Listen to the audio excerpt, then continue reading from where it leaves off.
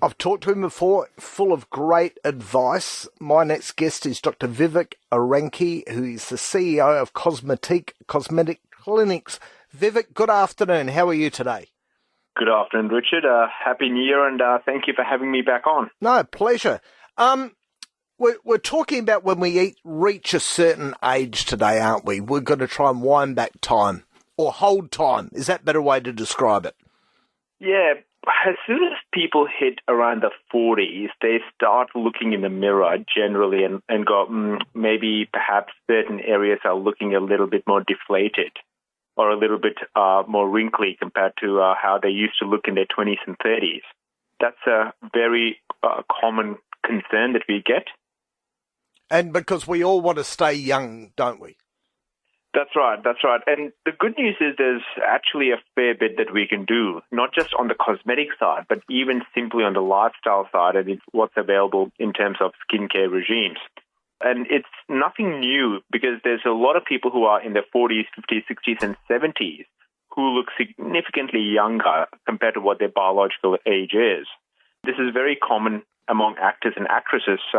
Chadwick Boseman, he now passed away, but back in the day, he was 50 years old when he was playing a Black Panther. Oh, okay. And same with Paul Rudd. He was about 50 as well. Yeah. And the designer, Vera Wang, she's 70 years old or 70 plus years old. And she looks like she'd be in her late 30s when you look at her on TV. And all of these people approach anti-aging as they approach diet, as a pyramid. So rather than just looking at cosmetic treatments, which pretty much form the apex of the pyramid, you've got to look at the whole pyramid itself. So the best approach that we recommend is to approach it from a lifestyle diet point of view, then a skincare point of view, and then ultimately a cosmetic treatments point of view. And, when we're talking about eating well, aren't we, for a start? Correct, yeah. So, there don't need to be anything special. There don't need to be any superfoods. Simply sticking to the basic principles of reducing caloric intake and reducing your sodium intake, for example, plays a big role.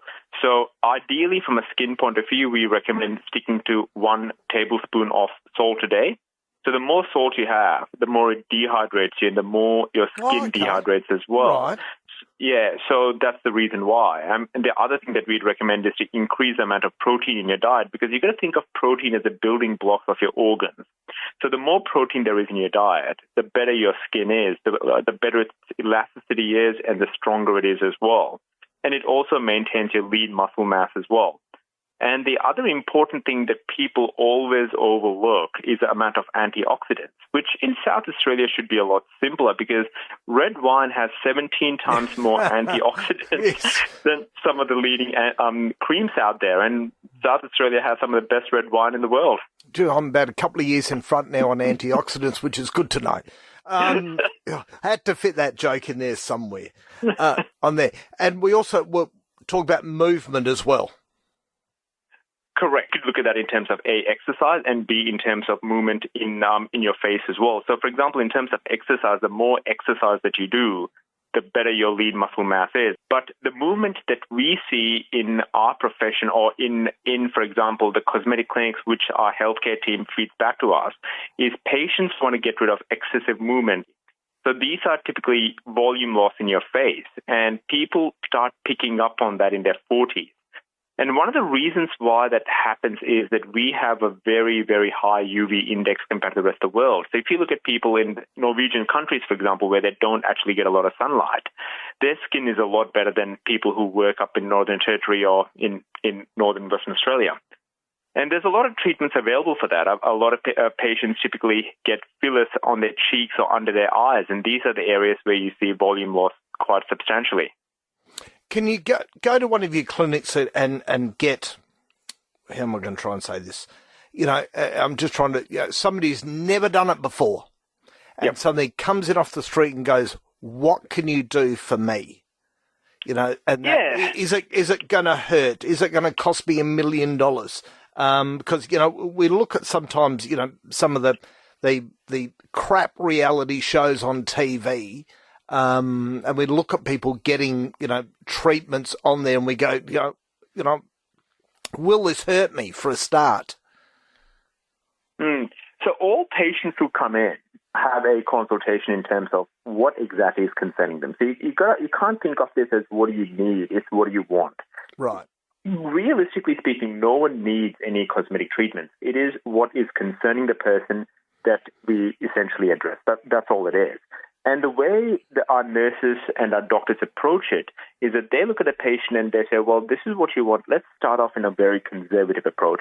It's better to underdo it rather than overdo it, because if you underdo it and the patient wants more, they can always come back and get more done. But if you overdo it, it is a reversible treatment, but they have to wait until the agents pretty much metabolize to a point where they're happy. So we always suggest a more conservative approach. Now, in terms of does it hurt, it depends. Nothing is painful. It is uncomfortable, especially at the start, because we pretty much numb the area. Okay. Numbing it involves a couple of needles, they feel like mosquito bites apparently, and then after that, the area becomes numb. Right. Well, that's you explained it very, very well. What's a brow lift? Yeah, so brow lift is where the nurses do inject Botox specifically into a muscle. In this case, it's called the orbicularis oculi muscle. And what that does is that stops the muscle from acting as strongly as it used to. So this causes the other antagonizing muscle. So this is a muscle on the other side, which is a frontalis muscle, which is on the other side of the eyebrow, to pull up the eyebrows. So this is a way of achieving a higher eyebrows without having to go under the knife. So as people age, the equilibrium of the muscles change as well, and there is increased weight simply because there is increased lax skin, and as a result, everything droops down. You might be wondering why it droops down. It's because of gravity. And brow lift is a inexpensive and a relatively safe way, and I say relatively because all medical treatments carry risks, which the doctors and the nurses go through with the patients, of achieving a more refreshed look. People often ask us, is this going to cost me $1 million, as you have? And again, it depends on the treatment. So we pride ourselves in being relatively affordable. So Botox treatments start around $40. Fillers start around $150, which is very affordable. Yeah, I can understand all of that. You talk about IPL treatments. What are IPL treatments, and what can they do for you? Yeah, so there's two different types of light or energy-based treatment. So one is IPL, which essentially emits energy in the form of light. And laser is very similar, but it only emits it in one wavelength.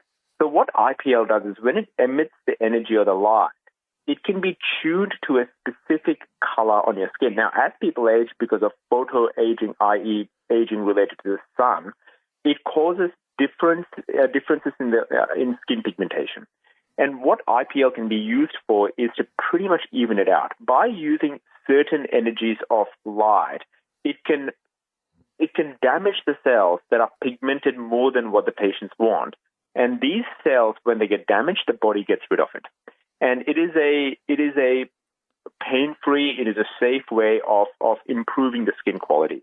It's a very, very popular treatment. And before and after the treatment, we always recommend patients use sunscreen simply because if the skin does get a little bit red afterwards. But yeah, it is a very popular treatment that we do. Where can we find out more information on all of this? On our website. So our website is cosmetique.au, and it's the same on Instagram and TikTok, which is cosmetique.au. And recently we just opened in New South Wales, actually, in Bondi, Junction, Penrith, Parramatta, and Kellyville. So we are providing the same treatments in Sydney as well now. Vivek, thanks very much. Enjoy the rest of your weekend, and I look forward to talking to you soon again on 5AA. Thank you, Richard. Have a great day.